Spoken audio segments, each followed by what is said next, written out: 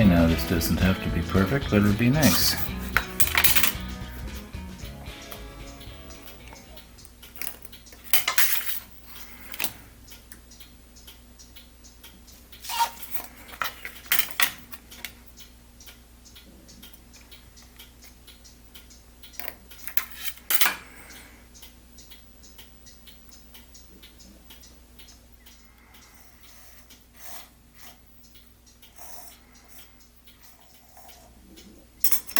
There we go. I'll just sand to the line. Well, maybe I'll cut the corners off first. Okay, you probably guessed this is for the flange. And as well as having a hole go through the center for the shaft, I also want to have a set screw. It can either go in this way or it can go in this way. And let's assume I was going to want to break this. Obviously, if I was strong enough, I could break it easier this way than I could this way. So that would mean that it will pull apart easier this way than it will this way.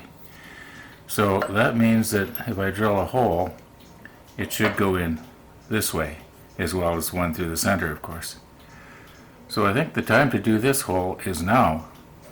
Well, it fits nice on the drill press. Makes sense to me. Then we'll cut off the corners.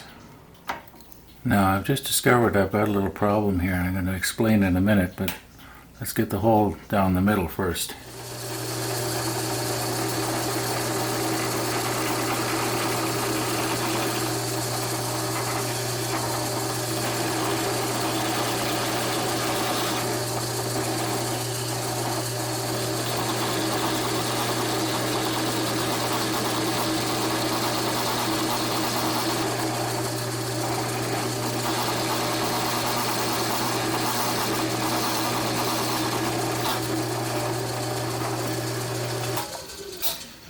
No, I did tighten that. I don't know what's going on there.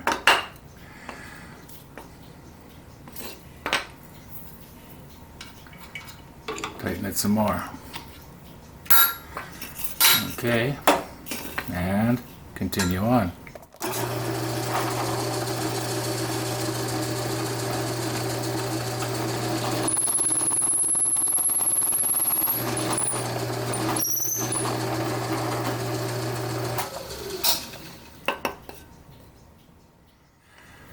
Now, I don't know if it's I'm getting weak or if it's this chuck isn't very good. Anyway, I did tighten it. I have that happen every so often. So, okay, here's my problem. As you can see, if I try to thread up to this hole, it's going to hit the shoulder there. And it really doesn't get to the proper size until it's at least 1/4 of an inch in from the end here.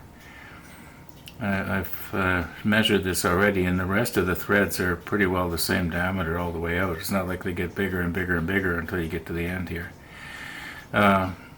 So what I'm going to do is I'm going to go in as far as I can with this, and then I'm going to see if I can't maybe make sort of a poor man's tap out of a 1/4 inch bolt to go in the rest of the way. I've never done it before, but I was just thinking about it, and I don't see why it wouldn't work.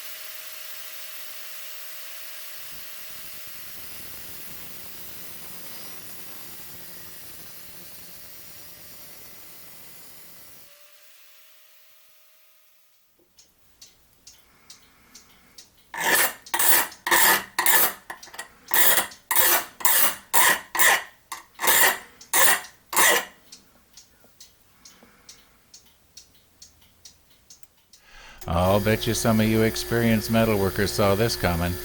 The wire brush took the soft metal off of that threaded rod, and I lost my sharp edge. That's not what I wanted. Yeah, it's not like the hardened steel on a real tap. Anyway, I had to pass the grinder over it again, and I got it back. This time I'm going to leave those burrs on there. Now, if there's one thing I've learned in my workshop by fooling around like this, is that whenever I come up with what I think is a good idea, and I think, I'll bet you nobody's ever thought of this before, well, generally I find out that lots of guys have thought of this before. I'm not original in a lot of these things, but as far as I know, I'm the only one that's ever thought of this. Now, this will only work in wood, or maybe very soft aluminum. It won't work like a real tap, I know that for sure without even trying. Now, when I was editing that close-up shot there that we just saw, I couldn't help but notice that some of those burrs were actually positioned in such a way that they will ruin the good threads that this one has made. And I want to see if I can't maybe pick out those that shouldn't be there and leave those that should. Now, I know this is not going to be good for my Axo knife, but I've got more of these blades. I buy them in little packages. I think they come in a package of 15. They last quite a while. I'll go a couple of years without changing any, and then I'll be changing a whole bunch one right after the other. I don't want to cut myself either here, especially when the camera's on. Anyway, I think I'll get it here.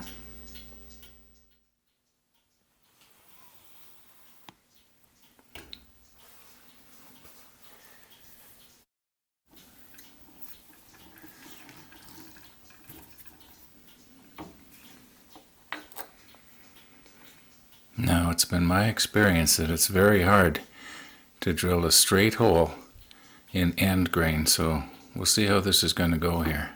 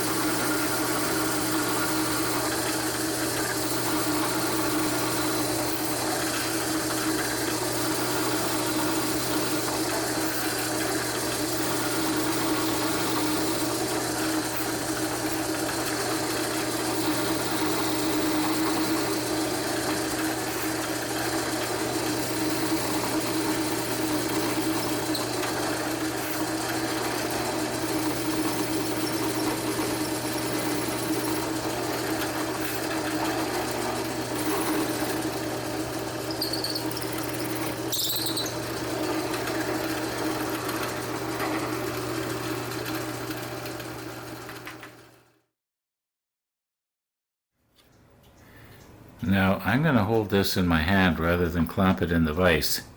And the reason being is I can feel if the bit is trying to straighten itself in the hole a lot better if I'm holding it in my hand. Otherwise, the only thing I've got to go by is how the drill feels. And yeah, I've got a lot of leverage because of the way I'm holding it. So I'm just going to hold this by hand here.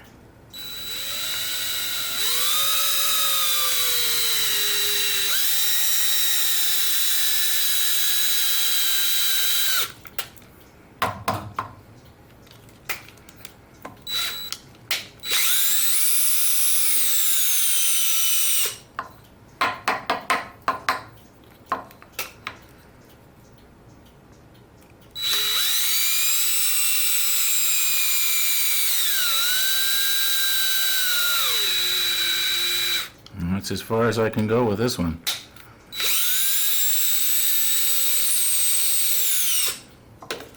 Okay, now the moment of truth here. Is this going to thread itself in? Yes, it is.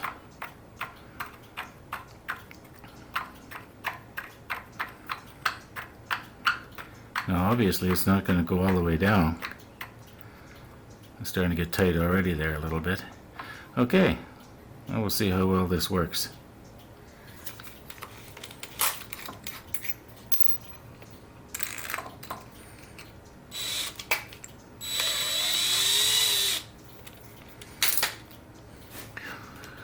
Okay. Oh my. I should have put some tape or something on those threads. Well, maybe I still can here. Well, let's take a chance, see what happens here.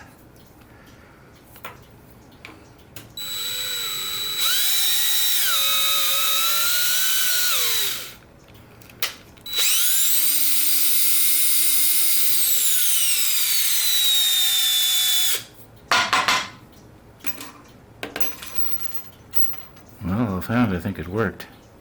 I'll know for sure once I try to, put a real 1/4" bolt in there. By the way, this is 1/4 by 20. Well, I've got all kinds of 1/4" bolts. Different lengths. I think this is a 4" I've got 6" 2" 1". But they're all this kind. They're only threaded part way up. That's not going to be any good to us here. Okay. So I'm going to have to make something up out of the rest of this threaded rod here, which is also 1/4 by 20. It might look a little better anyway than having, big ugly head sticking out of there. See if I can't maybe make a little slot in the end of it for a screwdriver.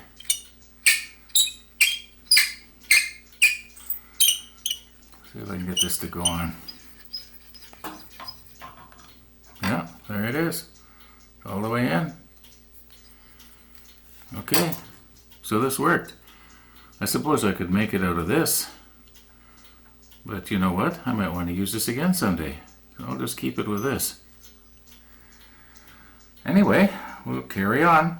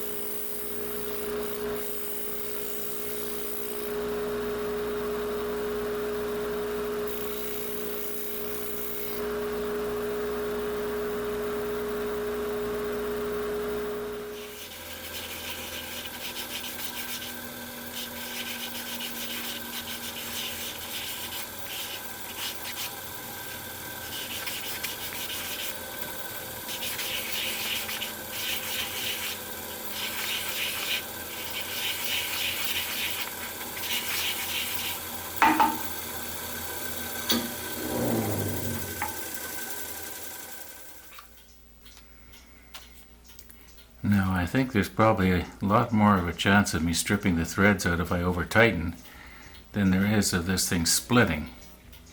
However, I'm going to just strengthen the threads here with CA and try not to get it glued to my fingers here.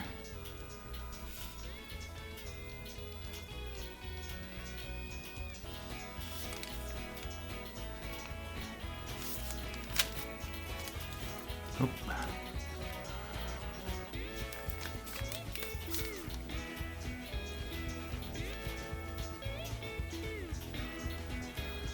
Oh, it's going all the way down or not.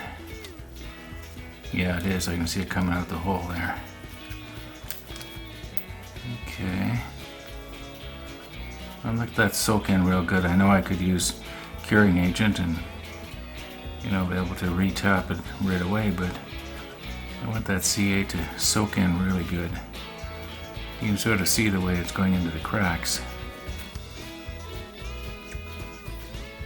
So we'll let it soak overnight. We'll see how it is tomorrow. Thanks for watching.